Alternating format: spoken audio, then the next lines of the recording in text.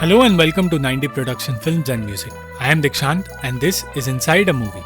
अगर आप इस चैनल पर नए आए हैं तो चैनल को सब्सक्राइब करना और बेल आइकन दबाना मत भूलना। इस वीडियो में हम बात करेंगे 1976 की Italian film down and dirty के बारे में, जो कहानी है जियाकिंतो नाम के एक आदमी की जो अपने 4 पीढ़ियों के परिवार के साथ रोम के एक इलाके के स्लम्स में रहता है और जो अपने परिवार से पैसों के लिए हर वक्त लड़ता है। रोम के एक छोटे से स्लम एरिया में एक परिवार रहता है जिसमें 4 पीढ़ियां एक साथ एक ही कमरे में रहती हैं। उस परिवार में सबसे बड़ा मर्द है जियाकिंतो, जो हर वक्त अपनी बंदूक अपने पास रखता है क्योंकि उसके बेटे उसके पैसे चुराने की कोशिश करते हैं। उस घर में ना तो कोई प्राइवेसी है, ना ही साफ सफाई, और हर वक्त हर कोई एक दूसरे को गालियां देता है और वो सारे लोग एक दूसरे से लड़ाइयां करते हैं।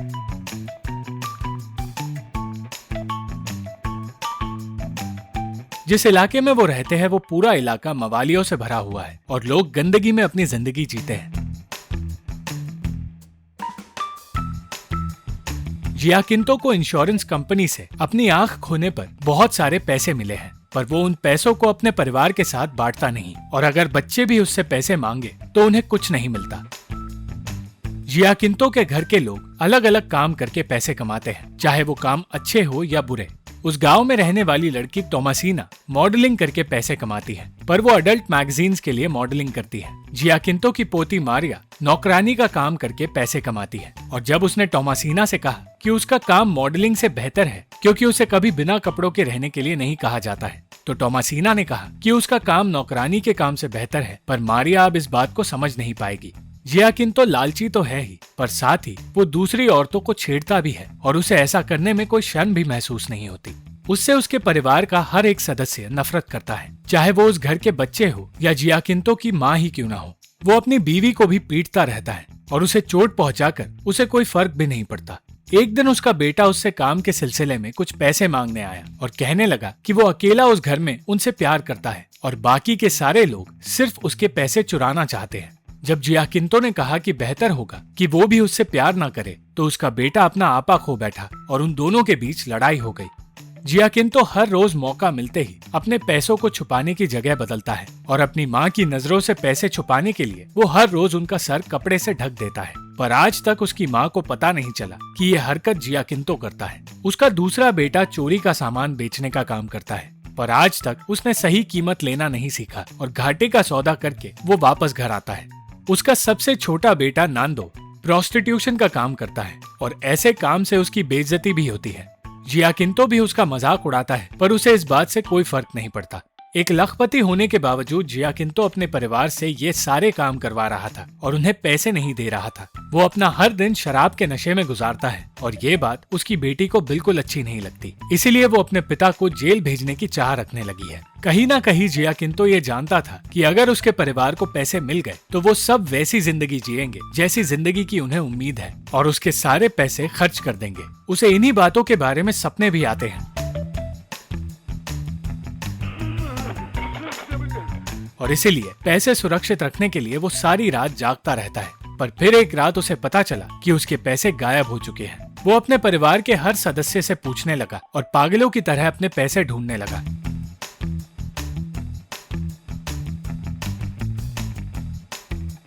वो अपने बेटों को पीटने भी लगा, जबकि वो कहते रहे कि उन्होंने पैसे नहीं लिए हैं। पर फिर गुस्से में उसने अपने बेटे कमीलों पर गोली चला दी। ऐसा होने पर उसे जेल में डाल दिया गया और जेल से निकालते वक्त उसके वकील ने उससे कहा कि उसका पूरा ऑफिस जियाकिंतो के परिवार के फाइल से भरा हुआ है और वो थक चुका है उन्हें बचा बचा कर। इस बार तो उसने जियाकिंतो को जेल की सजा से बचा लिया, पर उसने कहा कि अगर वो फिर से वहां आया तो वो उसकी मदद नहीं करेगा। दूसरी ओर उसका पूरा परिवार पैसों को ढूंढने लगा, पर पूरे घर की छानबीन करने के बाद भी उन्हें पैसे नहीं मिले। जियाकिंतो जल्द से जल्द अपने घर पहुंचा क्योंकि उसे याद आया कि उसने पैसे बाथरूम में छुपाए थे और अपने परिवार के सामने वो पैसे लेकर निकल गया। ऐसा होने पर उन सब ने उसकी पिटाई की, जिसने कहा था कि वो बाथरूम चेक कर चुका है। कुछ वक्त बाद उन्हें खबर मिली कि उनकी दादी के पेंशन मिलने का वक्त आ गया है और बिना वक्त गवाए वो सब जबरदस्ती अपनी दादी को पेंशन ऑफिस ले गए और पैसे मिलते ही वो उन पैसों के लिए लड़ने झगड़ने लगे। सारे भाइयों ने पैसे बांट लिए और अपने अपने बच्चों से कह दिया कि वो उनकी दादी को घर ले जाए, जिसके बाद वो अपने अपने रास्ते चले गए। एक दिन उस इलाके में टहलते हुए जियाकिंतो की नजर एक प्रोस्टिट्यूट पर पड़ी जिसके पास कोई आता नहीं और उसे उस लड़की इसीदे से प्यार हो गया। वो इसीदे के साथ वक्त बिताने लगा और उस पर पैसे उड़ाने लगा।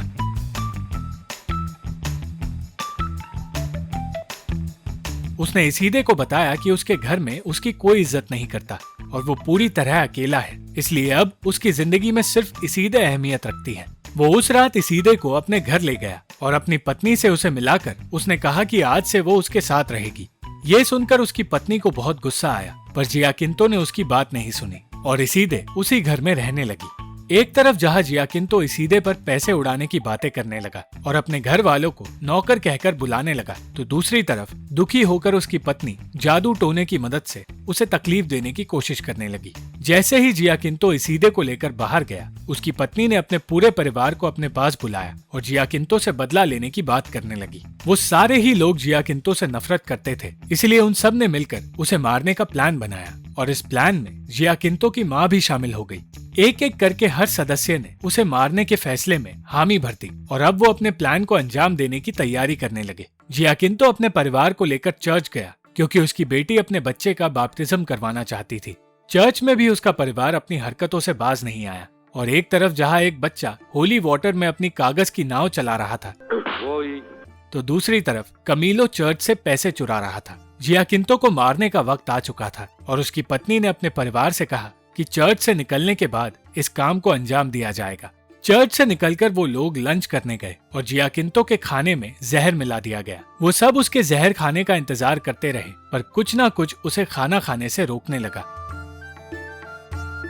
किसी तरह सारी रुकावटों को हटाकर आखिरकार जियाकिंतो को खाना खिलाया गया और अब सारे लोग उसकी मौत का इंतजार करने लगे। वो सब उसी की तरफ देखते रहे और कुछ देर बाद जियाकिंतो को अजीब सा महसूस होने लगा। तब उसे समझ आ गया कि उसके परिवार के लोगों ने उसे जहर दिया है और उसे अपनी आंखों के सामने मौत नजर आने लगी।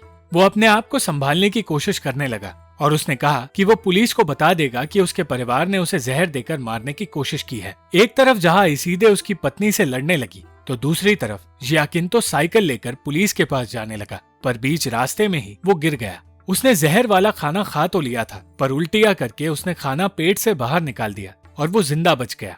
उस रात उसने अपने पूरे घर पर शराब छिड़क दी और अपने परिवार को मारने के लिए उसने अपना घर जला दिया। वो ये सोचकर खुश हो गया कि उसने अपने परिवार को खत्म कर दिया, पर वो पूरा परिवार सही वक्त पर घर से बाहर भागने में कामयाब हो गया। उसके बेटों को पता चला कि जियाकिंतो जिंदा बच गया है और इसीलिए वो उस पर पत्थर फेंकने लगे, पर जियाकिंतो को फिर भी कुछ नहीं हुआ। घर से हर कोई बाहर आ गया था, सिर्फ उनकी दादी अंदर फंसी हुई थी, पर किसी तरह उन्हें भी बचा लिया गया।